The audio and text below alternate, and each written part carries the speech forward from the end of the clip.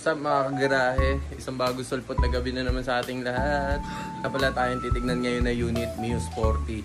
Taga-Taytay lang din, kaya pinapunta natin dito para ma-check. Hindi natin ngayon kasama si Sidewalk Garage kasi busy. Nga pala tayo sa Ave Maria Shop. Yan, visit nyo lang yung page niya. Wow! Meron silang tindang mga bags, t-shirt, Bangkok, overruns. Alright.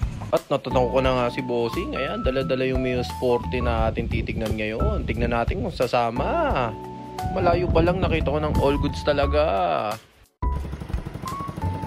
Nakimarites pa nga si Mother sa ginagawa natin transaction sa labas. Siyempre, check agad natin ang papeles ng motor. Hindi na ID niyan. Complete ORCR, pati ID, may kasama pang deed of sale. Deal na nga agad natin kay Bossing yan. Salamat Bossing sa napakabilis na usapan at deal. Napaka-smooth ang transaction. Alright.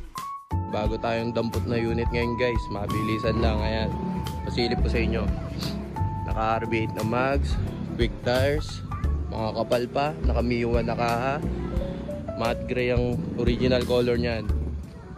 Expired lang ang rehistro nung nakaraang October. Ngayong October lang pala 2024. 2017 model kaya wala pa siyang plate. Ayan, Mio 1 pero 2017 model. Nakatindig no, gagamitin mo na lang, diba? Clean look.